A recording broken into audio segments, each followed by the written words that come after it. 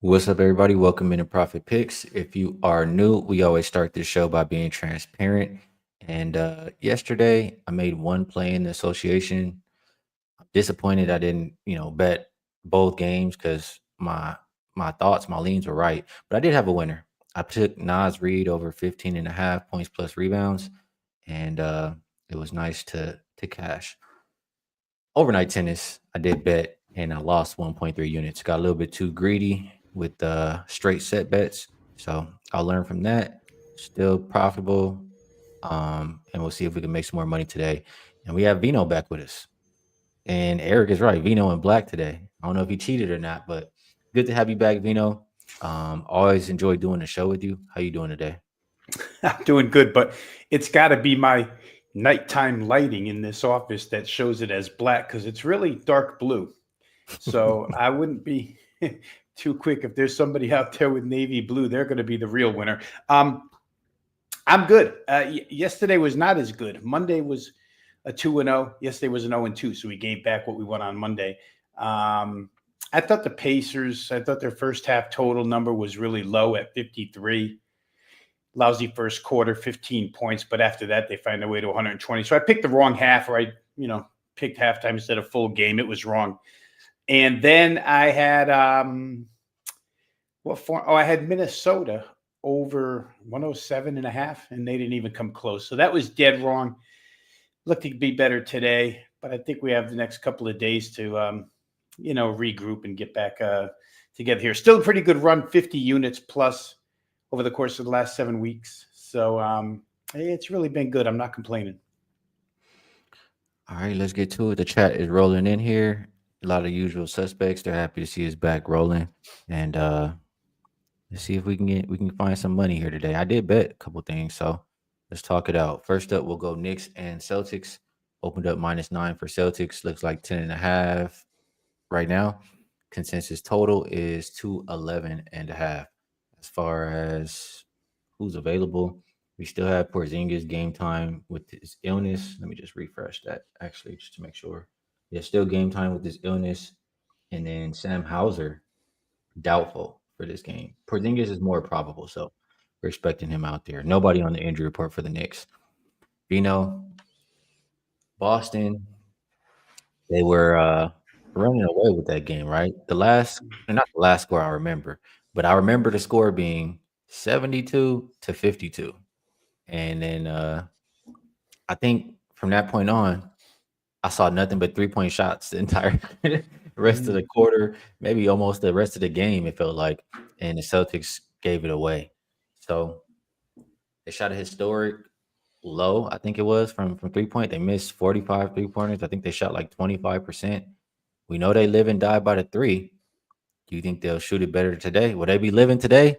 Or how you viewing this game, It's funny, Skee, because they didn't really shoot 3-pointers well in the first half, and yet they had 61 points at halftime without the Right. benefit of shooting good threes. That they were just killing it inside and on the free throw line. I got some numbers here. First half, they had 26 points in the paint, 16 second chance points, 16 of 20 from the free throw line. So it shows they can get inside when they want and score on the Knicks when they want. But again, like you say, they fell in love with the three when they got the big lead, and it kind of came back to haunt them because they just couldn't. Once the Knicks started coming back, Boston couldn't regain the rope, so to speak. I don't know. I can't see them going 15 of 60 again. I can't see them having a 39-point second half again. So for me in this one, I bet it quick. I thought there would be a rise in. I bet their team total over 110.5. It's somewhat semi don't trust them to cover the big number, even though they can win by margin. They haven't been as good at home as they've been on the road this year. So avoided the side, took the team total, what I think is the surer thing that they can get to 111 against this team. When they played the Knicks, and I know you probably talked about it, in the series opener when you did your show, but we know that the Knicks didn't play the top teams in the league very well, Boston included. And when they played Boston this year, 132, 131, 118, 119, all of those are over 110.5. And by rights, game one, they should have been over 110.5, Boston as well. So I came back, this zigzag theory in the playoffs. It may be simpleton type logic, but it does get you paid. quite often. So that's where I'm at today. I just think Boston shoots it better. They can't shoot it any worse. And when I did look at the first half numbers and how they scored their 61 points, I thought, you know what, they'll probably get to 111 tonight. So I played Boston team total over. I thought about the team total, but I decided, I just played the full game total. And what you said, I can't quote it exactly, but it's something along the lines of, you're not certain Boston's going to cover the big number, or you wouldn't be surprised if they covered it or if they don't cover the big number. But you do think they score, and I agree with that. Like you said, they shot historic low from three. They can only shoot it better in this game, and maybe even this game, they may have some awareness to say, hey, if we're not making our three, maybe we should just drive to it's about a lane right here, just drive and lay it in, you know? So if they could score 100 shooting 25% from three, 100 in regulation, I think they can do a lot better here tonight. But back to what you said, like I don't trust them necessarily to cover and win by double digits. I mean, we already talked a little bit about the one red flag for Boston, right? To blow a 20-point lead and just settle for low quality shot after low quality shot, or maybe not low quality shots, maybe just missing shots, but just to keep settling and blow a 20-point lead, that's a red flag to me. Another red flag, I mean, Porzingis is probable, but he played a little bit in that last game, didn't feel good, and left, right? That could happen again. Jason Tatum's wrist, still not 100%, I'm sure. Jaylen Brown, Drew Holiday have both been banged up. It's red flags for this Boston team. So I look on the other side. I'm thinking, we say Boston can shoot it better, right? Knicks shot 46% from three, but they only shot two more threes than Boston. They just had a more balanced offensive attack. And I think that's what I want to trust more in this game. Um, versus Tatum, step back three, time after time. I'll trust Knicks getting to the free throw line. I mean, they won this game. They only shot 55% from the free throw. That could improve. Um, I see points being scored in this game, and I see too many red flags for the Celtics right now to bet them to win by 11. So Knicks and over are my recommendations. Anything to I follow would up? say, Skee, real quick, just listening to you talk, it brought back memories of when Joe Mazzulla was in his first year, and we used to poke fun at him because he wouldn't adjust anything in his first year. It's like, what is he even doing out there? And that second half, and especially when they got in trouble with the Knicks coming back, it did look that way. Now, I don't know, could be the players on the floor just doing what they want to do. Maybe the coach is telling them we need to get inside, and they just didn't. But the Knicks defense, to their credit, I would say the last 8 minutes, 7 minutes of regulation, and then overtime, the Knicks defense was really good. All of a sudden, they started to play defense. They felt the comeback. I don't know if that carries over for 48 minutes against Boston here, because Boston seemed to have had their way with them for about 2.5 quarters. So I'm with you. I think there will be, maybe even the full game total works here. Like you say, the Knicks only 17 of 31 from the free throw line. That's terrible. That can get better. It could add some points to their side. If it was 200 at the end of regulation, 100 to 100 the first time before they hit overtime, to get 12 more with that bad of shooting, really on both sides, it's probably not that much to ask. Yeah, we're in agreement on that. We see points in this game. All right, one more game to talk about here, Mr. Veno. Before we move it over, I mean, I guess I can talk about it and get into this game, but or let's mention it before we break it down. But I mentioned this with RC last night. We all know. I mean, we've been doing this long enough. We know what situation teams are in, desperation spot, whatever the case may be, right? And we know historically they've done well. You've been betting longer than me, Ravino. One thing that I know, the books will not continue to let you beat them on the same thing over and over and over and over again. So when I'm looking at these lines now, I'm saying to myself, are we at the point where it's fully baked in as far as the situation? Every situation that's popping up, it's a double digit point spread. It wasn't always that way. Do you agree? I do agree. These are also simple, right? Every home team lost game one. None of them want to go down 0-2 at home, so they're just going to make you pay the tax, so to speak, for betting that home team. And none of them came through in good situations in their first game. Skee. OKC had a great situation, couldn't win the Amazing. game.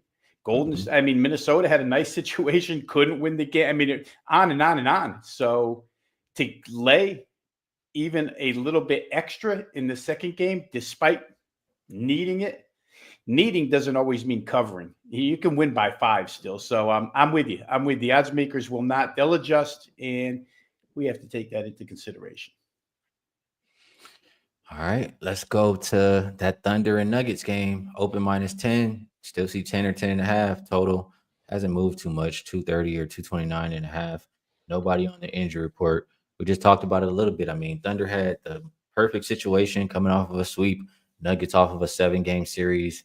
Thunder up pretty much double digits the entire game until they weren't, until it mattered most. They trick it off and lose the game outright. Not only not cover, but lose outright. Same OKC team who last season, they were a great regular season team. People were saying maybe they don't have the experience to do it. Here they are again, back against the wall, 0-1. Do you think they've learned from last year? Do you think they'll be able to play a full 48 minutes? Can you bet against Joker right now? Because, I mean, god damn, he's doing everything. Yeah, and the first thing I noticed about this game, Skee, this morning when I looked, was we're going to get our first appearance in the playoffs out of Scott Foster. He's the crew chief here. He hasn't refereed a playoff game this year. And here comes Scott Foster. But I don't know which side of Scott Foster we're going to see, the side that keeps Oklahoma City alive at 1-1 or the side that, maybe they want to push Jokic ahead another round. We joke about that a lot. I'm not trying to invoke conspiracy theories here, but Scott Foster is present tonight. So if the whistles blow one certain way, you'll know. I can't lay the points here with OKC, honestly. There's reasons why you could. You mentioned one of them. They were ahead by double digits that whole game. It was close midway through the first. Oklahoma City started to pull away, and then they really pulled away. So they show they have the ability to separate from this team, but they also have the ability to give it back in a very short amount of time, like the last minute 50 seconds of that game on a couple nights ago. Can Russell Westbrook play as good as he played in that game? I mean, he's 7 for 13. He's 18, he scores 18 points. He was a real important factor in that game, but he could just as easily go 0 for 9 tonight with 6 turnovers. You just don't know with Russ what's going to happen. So if that's the case, then Denver's bench is a complete zero because they only get 5 other bench points where Oklahoma City just keeps running body after body. Eventually, that's got to take its toll on Denver, I would think, as the series goes along. OKC's ability to go 1 through 10 and Denver's ability to really only go 1 through 6. I think there was a number, Skee, that I can't remember now, but it was during their opening series. It mentioned how many minutes that the Denver starters were playing against the Yeah, Clippers. it was 40 plus every every game, game. right? Everybody except for MPJ and Russell Westbrook. And some of that because MPJ was hurt in Right. that first series a little bit, so he didn't play as much. But it's got to take its toll somewhere. It was really weird how that game, it's kind of like the game last night with Cleveland and Indiana. It took that turn late. It just seemed like Cleveland had that game in full control. OKC had it in full control. I can make a lot of reasons why you'd want to bet Oklahoma City. I just don't have, right now, the way Denver's playing, I don't want to step in front of that train. Let's just put it that way. I just don't want to do it, even though they could lose this one by 13, 14. Jokic, even with the 2 centers that Oklahoma City has, Hartenstein and Holmgren, still, as you mentioned, great game, 42 and 22, I think. Murray's playing better. Aaron Gordon's playing out of his mind at this point in time. But it's all subject to change. The only thing, and another reason why I don't want to bet against Denver is because Denver's not one of those teams that will just be satisfied with winning one road game. They're not, okay, we got our one, now we'll go back home, we regain home floor advantage. They'll go after 2. So Oklahoma City, you can't play money line. It's real hard. It's hard to split it up too and play OKC first half. If that's the way I was going to play Oklahoma City, if I was forced to play Oklahoma City, that's the way I would do it. Either first quarter, first half. I'd get them early, because there's probably some frustration level with this team that wants to come out of the chute quick. But I haven't bet this game in any way, shape, or form yet. Didn't bet total. Didn't bet side. I'm going to give you a quick number before you go back and analyze for us. That game, this is an incredible number, Skee. And I again, you've talked to me long enough, but this potential points category, it's crazy. In regulation, there was the potential for 526 points in this game. It's off the charts, 526 points. They only scored 45.5% of them. So it wasn't great shooting. It was good enough. But the game hit 240. It's hard to make a case for under in this game, even though Oklahoma City, I know you could rattle off a lot of they're first in this defensively, they're first in that defensively. A lot of those boxes don't get checked against Jokic. So I don't know. Maybe some form of total is a right way to go. Just not sure. Denver's team total, by the way, is 109.5. Can they not get to 110 the way they're playing right now? A lot of questions for me, so I didn't play. I haven't really come to a conclusion yet. I'm looking at the first half. It's interesting that it's shaded. It's 118.5. I guess maybe thinking if the game gets out of hand, blowout maybe could kill the over, or I don't know. But I agree. I don't trust Denver defensively. I do think, both teams will play a little bit more up tempo. I would not be betting under in this game. So we're in agreement there. Good stuff in the chat as well. People sharing some trends and angles. Teams that are 9-point favorites after losing as a 9-point favorite last playoff game, 13-0 straight up, 9-4 ATS. I'm assuming that is OKC. I don't think Boston was a 9-point favorite in the first game. 8.5. So, yeah, so that's only for OKC there, but appreciate you sharing. B-Man says SGA, he'll go off 44.5. All right, Veno. I think we did a pretty good job. We talked these two games out. It's been about 17.5 minutes. Time to move it over to best bets. And I'm going to pass it to you. And I'll ask you if there's anything you would like to promote. And if you do have a best bet, feel free to share. If you do not, it's all good. Promotion is always the same. You can find the work at wagertalk.com, and obviously Skee provides the link in the description. So go ahead and follow that. If you're interested in subscription packages, my plays are always up and available there at wagertalk.com. I did fail to mention real quick here, Skee, that Denver out-rebounded OKC by 20 in that game, which is hard to even believe when you have Hartenstein and Holmgren that you get out-rebounded by 20, but they did. I'm just going to go back to the first game we talked about. For me, it was fairly simple. It was a quick reaction play. I looked at it. I saw it. I didn't think too much beyond what I said was a simple zigzag total theory. Boston team total over 110.5 just makes all the sense in the world to me. Sometimes all the sense in the world doesn't come true, but we're going to hope this one gets paid. So that's where I'm at. Best bet here for the show is Boston team total full game over 110.5. Good stuff. For myself, I'm going to go with the same idea. I'm just taking the full game over. Best number you have out there right now is 211. When I grade my ticket later, it will be 210.5, just so you guys know. I see a lot of ways to improve offensively. So good stuff, Veno. Always enjoy breaking down the games with you. Helps me, make some good wagers, and just helps my process in general. Chat, we appreciate you guys as well. Great cappers, great people, and you guys help make the show what it is. I'll be back with Veno tomorrow. I might leave out. I'm not gonna lie. I might leave out of town on Friday. It is it's my mom's birthday and Mother's Day coming up.